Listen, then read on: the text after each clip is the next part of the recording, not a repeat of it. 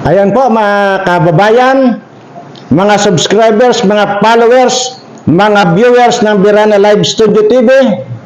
Hayaan niyo pong ipaabot ko ang aking mapagpalang pagbati sa inyong lahat na sana manawari ay ibigay na po ang swerte sa lahat ng mga subscribers ko. Kaya yung pong hindi pa nakapag-subscribe ay mag-subscribe na rin po para sa ganun ay mapasama po kayo doon sa mga suswertihin. Ayan po. Pero bago po tayo pupunta sa seryosong usapan, ay gusto ko lamang pong bigyan daan itong kahindik-hindik na nangyari dito sa magtiyuhin. Ayan. At yan po. At yun po kasi kwento nitong magtiyuhin ito, yung tiyuhin po kasi nitong bata ay mga taga-Bisaya po kasi ito. At yung tiyuhin po ay nandito na sa Maynila. Ngayon, nang magbakasyon yung tiyuhin sa probinsya nila sa Bisaya, ay nakita ng pamangkin. Sabi ng pamangkin, ang gaganda naman ng sapatos mo, Angkol. Sabi ganyan. Pati kun, ang laki-laki pa ng kwintas mo. At gusto ko rin, Angkol, pagbalik mo sa Maynila, isama mo ako para makabili rin ako ng mga sapatos at magagandang mga damit at lahat na ng mga kwintas na ganyan, gagaya ng suot mo. O sige, pamangkin, sabi niya, kung gusto mo talaga sumawa, kaya lang mayroon ako isang kondisyon. Ano yun, Angkol? Ang kondisyon, gusto ko, mag-aral kang magtagalog. Ito naman, Angkol, nagtatagalog naman ako. Kaya, oo nga, nagtatagalog ka nga. Ay, ang problema nga, hindi ganun ang Tagalog sa Maynila. Kagayan, tinatawag mo akong Angkol. Dapat yan, pag nasa Manila ka na, Uncle. Ay, ganun ba yun, Angkol? Oo. Yung pag nakakita ka ng ibon, yung eagle, huwag mong tatawaging eagle. Dapat eagle. Yun ang tawag yan doon sa Manila. At saka pagka nakakita ka ng tricycle, huwag mong tatawaging tricycle. Dapat tricycle. Isasama kita basta ma-memorize mo lang yan. Ito namang bata, sa kagustuhan makapunta sa Manila, minimorize niya. Angkol, Uncle, Eagle, Eagle, Tricycle, Tricycle. Dito na, sa madalit salita, para hindi na tayo magtagal, paiiksi natin ang kwento, at talaga namang sa kagustuhan ng bata na ang pinangarap lang niya makarating sa Manila, talagang minimorize niya at talaga namang kahit pa tulog itong bata nito, alam niya yung babaguhin niya. Yung Angkol, Uncle, o yan, ganon. Dito na, papunta na sila rito sa Manila. Habang nasa biyahe sila, tuloy-tuloy pa rin yung memorize ng bata. Yung Angkol, Uncle, Tricycle, Tricycle, Eagle, Eagle. Ayan. Nung malapit na sila rito sa Manila, sabi nung tiyuhin, ano ba, alam mo na ba yung lahat yung salitang Manila? Oo, Angkol. Ay, sabi ko, huwag mo akong tawagin Angkol, Uncle. Ay, oo nga pala, Angkol, Uncle. Uncle nga pala. Ito na. Bumaba na sila sa terminal. At sabi ng bata, malayo pa yung bahay mo, Uncle? Oo, sasakay pa tayo ng tricycle. Oo. Sige. Mayroon din niya sa probinsya natin yung tricycle. Pero tricycle yan sa atin. Sige, hindi nga! Huwag kang mag-asalita ng tricycle! Tricycle! Sabi nga nung, oo nga, Uncle, sige, okay. Eto na. Sumakay na sila sa tricycle, itong magtiyuhin na ito. Sa kasamaang palad, may nangyaring masama. At habang binabaybay nila yung kalsada pauwi doon sa bahay ng tiyuhin ito magtiyuhin na ito, ay nagbalik-baliktad yung tricycle. At ito na, siyempre nagbalik-baliktad na yung tricycle, na-disgrasya nga sila. At siyempre, hinanap nung tiyuhin or uncle kung nasaan yung pamangkin niya. Tawag siya ng tawag kasi nga, wala na eh. Nakaligtas itong tiyuhin eh.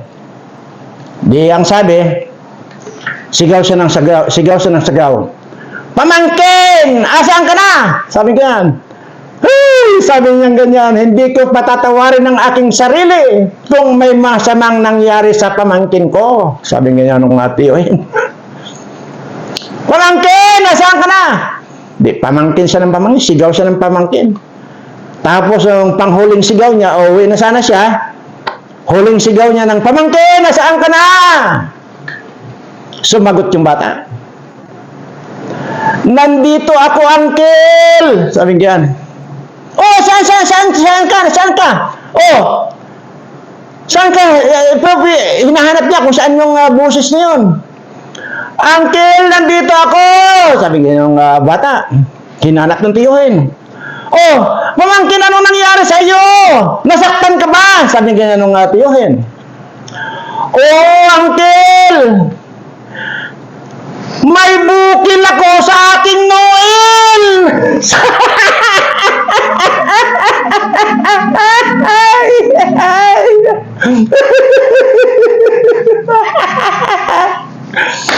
Natunda pala siya sa kanal.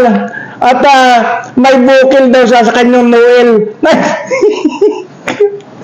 Mali yung pamangkin. Noo lang at saka bukol. Uy, ikaw naman na, uncle, sabing ganyan, hindi ko na maintindihan kung anong kwan. Kung ako ba, niluloko mo na lang o talagang ginagago mo na ako, sabi ng bata. Sabi mo, hindi ako magsasalita ng uncle or anuman. Oh, uncle.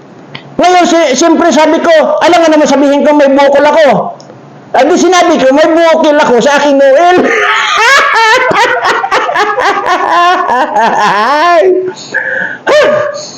Ay, nako. Putragis na yan, puro ka. Anyway, sige, at baka mabas na naman ako rito. Okay, seryosong usapan na po tayo. Salamat naman po at mukhang mayroong nakaintindi na doon sa aking itinuro sa inyo kung paano po yung proseso ng sili at kalamansi. Salamat naman po. Kaya naman po kasi ako nagagalit kasi nga po, di ba, sinabi ko naman po sa inyo na mahal ko kayong lahat. Kasi kung hindi ko kayo mahal, hindi ko ipagpipilitan na turuan kayo. Di po ba? Ganun lang po kasimple. At hindi po ba't nasabi ko noong nakaraan na mayroon na pong mga namamatay na bata. Noong isang araw po yung sinabi ko mayroon ng 2 namatay. Kahapon mayroon na namang namatay na 4. At ngayong araw hindi ko na po alam kasi hindi na po ako nakatutok sa mga balita. Noong po isang araw na sinabi ko may namatay na bata, ay wala po ako na ipakita sa inyo kasi sabi ko nga po hindi ako marunong mag-insert din sa video ko. Kaya ngayon ay kahit na sa maliit na paraan ay maipakita ko lang din sa inyo na totoo po yung sinasabi ko. Yan pong sipon ubo na yan, na virus na yan, hindi lamang po pambata yan, bagamat sinasabi po nila pambata. Pero sa totoo lang po, sinabi lang po nila yan. Pero ang totoo, halimbawa nahawaan na yung anak ninyo sa inyong pamilya, siyempre aalagaan ng magulang yan. Yan po ay sino man mag-alaga dyan sa batang may virus na yan, ay mahahawaan at mahahawaan din po. At pag nagkataon na mahina ang iyong respiratory o baga, tiyak, mahahawa po kayong mga matatanda. Kaya, yun lang po ang alam nila na pangbata, yung virus na yan. Kaya ko po tinatalakay lang ito. Dahil, sabi ko nga, nagsimula sa 2, at kahapon, mayroong 4 na naman na pabalita. Pero hindi po yun, ha? Hindi pa po tiyak yun. Yun ay yung nalaman lang nila. Hindi pa po natin alam, baka mas marami pa. Anyway, para lang po mapatunayan ko lang po sa inyo, ito po ay programa ni na Congressman Marcolita na kung saan po inabanggit po ito. Yung namatay na yan. At ito po, ikukan lang natin. Ipipli lang po natin sandali dahil programa po nila dyan sa television ito eh. Okay, ito na po. At bukod po dyan sa El Nino, kung dito sa Quezon City, siguro nabalitaan nyo rin ho, na dineklara na ho kahapon ng Quezon City government, ito pong pertussis outbreak. Yung Ano naman yun? ito naman po yung ubon na may kasama ring lagnat sa mga bata naman ito kung Dahil din sa dala ng init ng may panahon. kasama na ho yung init ng panahon. At dito may 4 na ho na bata ang namatay. Yun po. Karaniwan ho dito mga infant, mga sakbol. Ano? Okay, so hanggang doon lang po tayo dahil mahaba pa po ito. Dahil ang sinasabi ko lang naman po, kaya ko lang naman po pinakita sa inyo, para lang po wala kayong masabi sa akin na nagsasalita lang ako rito na wala akong basihan. At kaya lang po pinarinig ko sa inyo, pinanood ko sa inyo yung programa ng Iglesia ng Cristo po yan Kasama po si Kong Marcolita dyan sa programa yan. So yan po yun. At kahapon na 4, nung nakaraan 2 yung nalaman ko. Pero ngayong araw na ito, ang pagkakaalam natin, kasi ayoko nga po mag-broadcast dito kung hindi talaga konfirmado ko. At balita natin, napakarami na rin pong bata ang namatay na. So sabi ko nga po ay hindi ko po sigurado yon at hindi ko po konfirmado yon, kaya yun lamang po. At ito po, sabi ko nga po, akala nila napakasimple lang itong virus na ito, pero mas matindi po ito. Sa totoo lang po, mas matindi ito. At ginawang parang simple, pero mas matindi. Yan po ang totoo dyan sa virus na yan. At yan po ay ang pagkakaalam ko po rito, tinitesting nila yan. Hindi pa po yan yung talagang matatawag natin na boom. Hindi pa po yan. Bagamat ito nakakamatay na. Kaya yung nga sinasabi nito, na marami na rin pong namatay ng mga bata. Kaya ingatan niyo po yung mga anak ninyo. Ingatan niyo po yung mga bata, lalo na yung pinakabata. Huwag niyo na pong palalabasin ng bahay. At kung inyong pong palabasin ng bahay ay yun po yung tinuro ko po sa inyong sili at saka kalamansi na yun, which is actually may nag-comment po dyan dahil pumunta raw siya sa simbahan, in-spray daw po niya sa bunganga niya, which is yun po ang pinaka-the best, yung ganon. Pati nga daw ilong niya, na-sprayhan niya.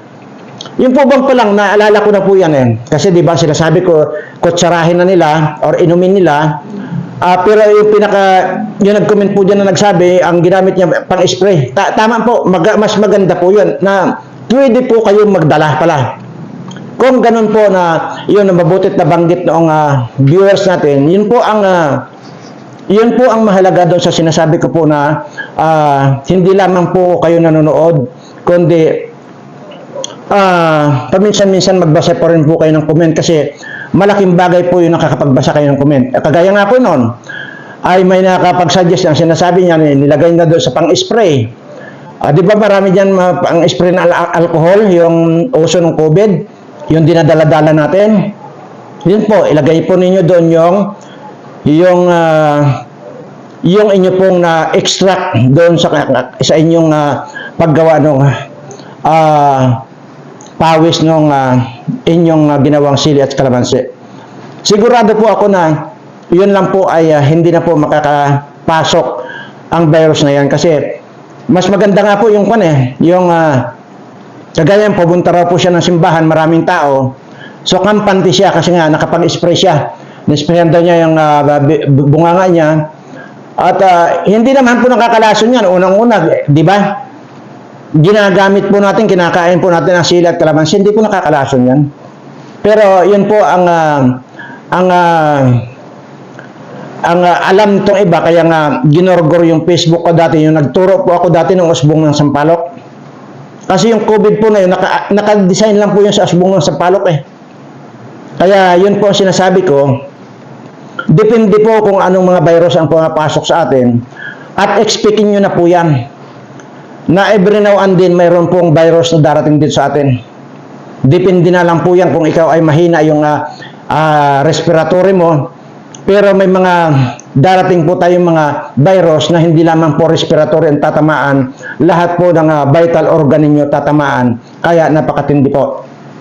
So, doon po ay hindi ka pa po alam kung ano ang pwedeng pangontrol natin doon. Pero dito po itong umiikot na virus ngayon at nandun na rin po sa pala yan sa United Nations or United Nations, UAE at saka UAE. So nandun na rin po yan, yung virus na yan. So ibig sabihin, kalat na po sa iba't ibang mga bansa yung virus na yan. Ito lamang po masabi ko rito. Hindi ko po kailangan i-elaborate kung ano po ang mga virus na ito. Hindi po natural ito, yung kagaya po ng sinasabi nila dahil sa init ng panahon. Hindi po. Ginawa na naman ito para pagkakwartahan. Ginanawa na naman ito para maging negosyo. Hindi ba't ang daming yumaman doon sa COVID na yan? Dahil nga po yung mga pinangbakuna ng pinangbakuna. Oh. Bilyon ang kinita nitong mga laboratory na ito na gumawa ng mga pambakuna. Pero never po akong nagpabakuna. Hindi po ako nagpabakuna. At awa ng Diyos, doon sa sarili nating gawa, ay napiprevent ko yung mga ganyang mga dilubyo, mga virus na yan. Hindi ko na lang po matandaan yung doktor dati na ipinagpipilitan niya yung formulation niya na napakamura na at talaga namang epektibo pa. Kung di po ako nagkakamali, Pampanga po yun eh. Talagang pinagpipilitan po niya yung kasi magkakamag-anak pong doktor yan eh. At nag-formulate ng gamot sa COVID. Gamot po sa COVID. Itong po sa akin kasi, pangontra lang sa COVID. Yung hindi lang pasukin ka ng virus. Pero kung nakapasok na yung virus, hindi na. Wala na. So, kagaya lang po ito ng bakuna na hindi naman bakuna. Kasi nga, kagaya nun, sa COVID na yun, tinuro ko, osbong lang ng sampalok. Pag lumalabas sila, magnata lang ng osbong ng sampalok, yung murang osbong. Yun lang po. Yung mga naniwala sa akin dati ay na hindi ko naman followers sa YouTube ko. Pero lahat kasi ng mga followers ko talaga naniwala at wala rin ako nabalitaan na namatay dahil sa COVID or tinamaan sila ng COVID. Wala po. Bagkos, yung kinikwento ko po sa inyo, yung pong kapitbahay ko mismo, hindi po malayo dito. Ang pinagsasabi pa nga doon sa mga kapitbahay kung medyo malayo-layo na puro kalokohan lang daw ako. Yun po yung sinasabi. Sinisiraan pa ako. At ang sinasabi, pinagtatawanan pa nga yung osbong ng sampalok na tinuturo ko. At sinuraba ako na para makapagturo ng ganun na osbong ng sampalok ay makakaharang ng virus ng COVID na yan. Oh. Yung ibang mga kapitbahay ko naniwala. Maliban po doon sa kapitbahay ko, yung na-influensyahan, yung isang kapitbahay ko at saka yung na-influensyahan niyang mga kapitbahay din niya na hindi po sumunod sa tinuro kong osbong ng sampalok. Pero ito pong mga ibang kapitbahay ko na sumunod, ni isa, hindi po kailanman tinablan ng mga COVID dito. Kahit na nagtatrabaho po kasi yung mga yan, anong time ng COVID, at talagang hindi maiwasan yung lalabas sila dahil hindi naman sila kakain kundi sila magtrabaho, wala pong wala pong tinamaan ng COVID. Pero yung pong nanira sa akin, yung hindi sumunod, lahat po yun, buong nawas out po yun. Buong pamilya po yun. Ubos. Patay po lahat sa COVID yun. So yun po. Ako naman po, sabi ko, kung magtuturo man po ako rito dahil ako naman ay mismong ako ang gumagamit. Hindi po ako magtuturo dito na hindi ko ginamit sa sarili ko. Ginagamit ko po hanggang ngayon. O kagaya nga po nitong kwan ito.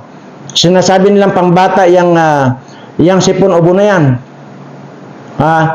Pero ikaw na matanda at mahina yung respiratory mo or baga mo, papasukin po yan. Kaya yun po yung itinuturo ko na yung sili at kalamansi, sobra pong epektibo yan. At sigurado po ako dyan. Dahil ako mismo Ako mismo gumagamit yan. Actually, pag lumalabas ako, talagang sinashot ko. Sinashot ko talaga yan. Umiinom talaga ako kasi gusto ko umabot hanggang doon sa ilalim ng hanggang dibdib ko yung pag-inom ko.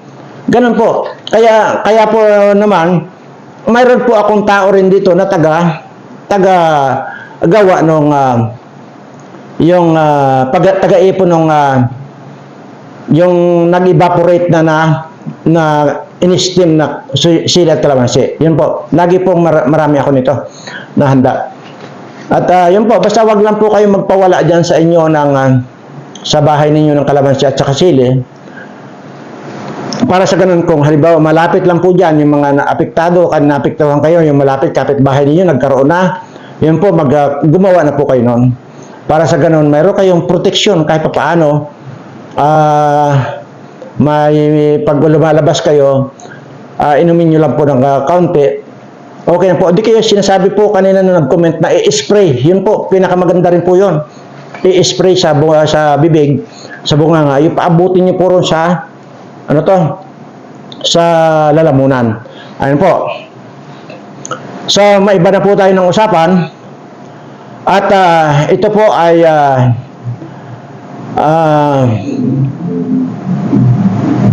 hindi ko alam kung hindi ko sigurado kung babanggitin ko ba rito or or antayin na lang natin yung magpapalabas ito.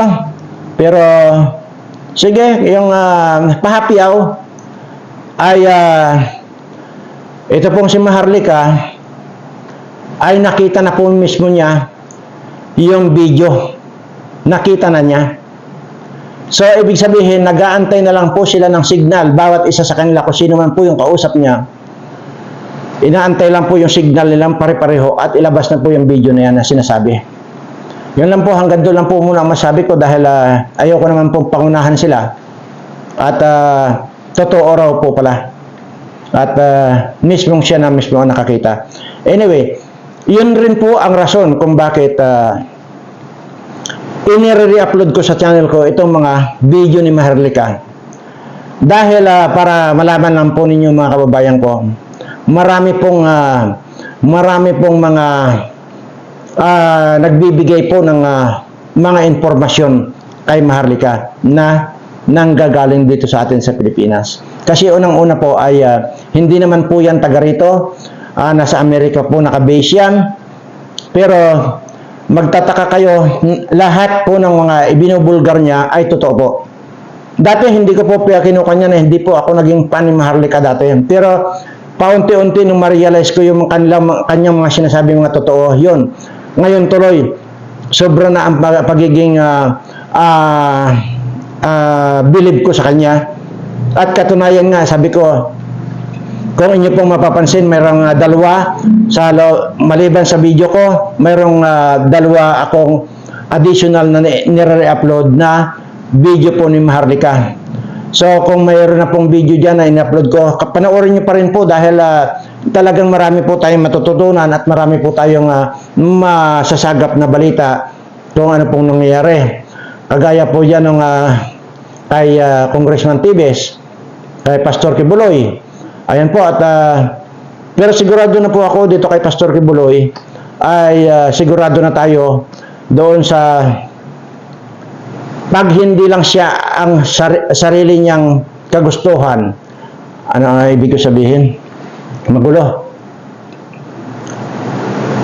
Maliban na lang kung siya mismo ang susuko, doon na po wala na akong magagawa doon. Pero kung hindi po siya susuko, titiyakin ko kahit pa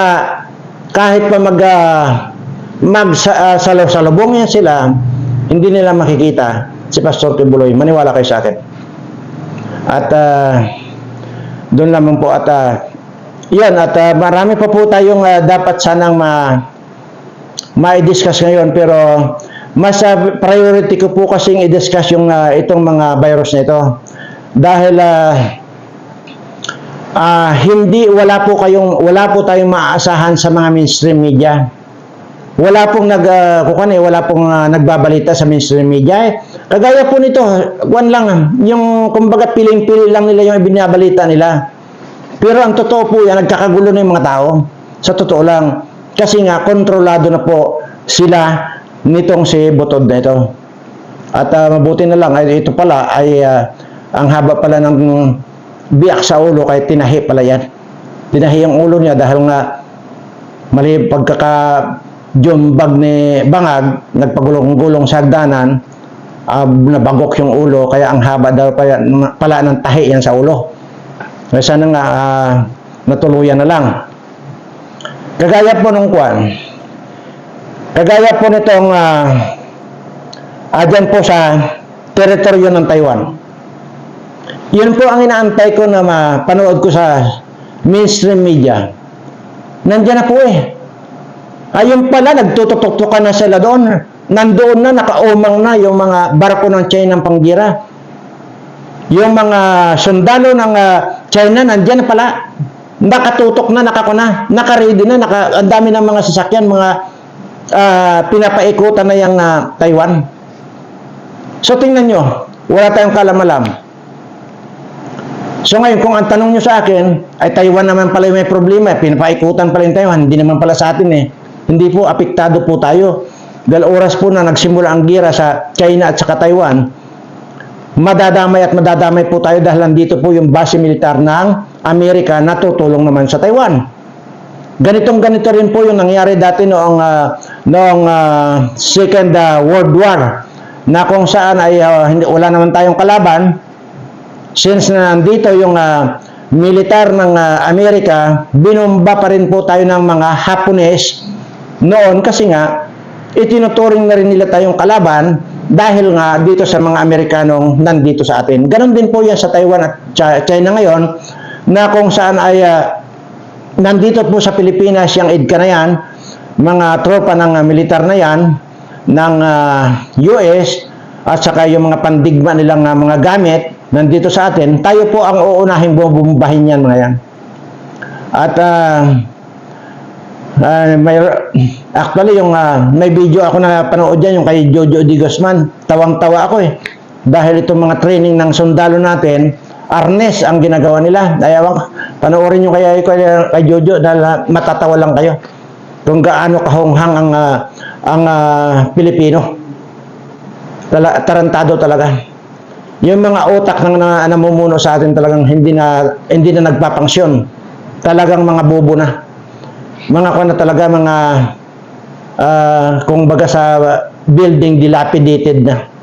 Wala na dapat nang bumbahin para magiba ng tuluyan yung building na yan.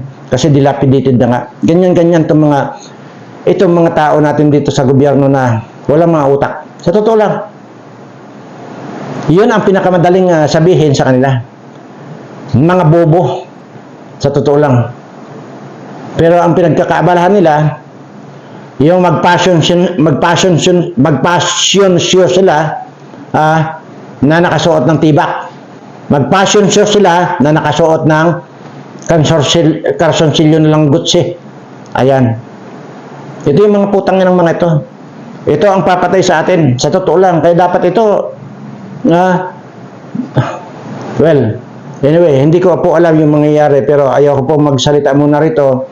Pero ang pagkakaalam ko, sasabayan na yung paglalabas ng video at sasabayan na rin yan ng mga taong bayan na bitbitin na rin yan palabas ng mga opisina nito, mga honghang na ito.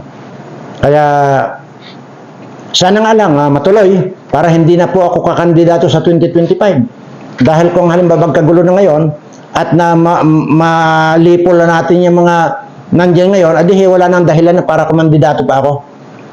Di ba? At ayaw ko naman po talagang pasukin ang politika, kaya sinasabi ko, kung sakali man pasukin ko sa 2025 at manalo ako bilang na senador o congressman, wala akong gagawin dyan sa loob lang ng 2 buwan, kundi lasunin yung mga animal na yan. At para sabayan ko na rin ang alis dyan. Kasi wala naman talaga akong plano na kumandidato o plano na pasukin ang politika. Gusto ko lang pumasok dyan para malipol ko itong mga animal na yan. Anyway, doon po sa mga ulitin ko lang po doon sa mga bagong nag-subscribe na kung saan ay marami-rami din po yung naidagdag na subscribers natin. Maraming salamat po sa inyo at hindi po kayo nagkamali ng pag-subscribe dito sa Birana Live Studio TV. At ganoon din po, subscribe nyo na rin po yung John Birana Vlogs, yun po yung second channel natin. If ever na ipasarapan itong Birana Live Studio TV, meron po tayong matatakbuhan isang channel. Ganun lamang po yun. At maraming salamat po at pakaingat po kayo. Yung inyo pong anak ay ingatan po ninyo na huwag pagalagala dyan sa kung saan man at hayaan nyo pong kumbaga ay pigilan muna dyan sa loob ng inyong bahay. Maraming salamat po.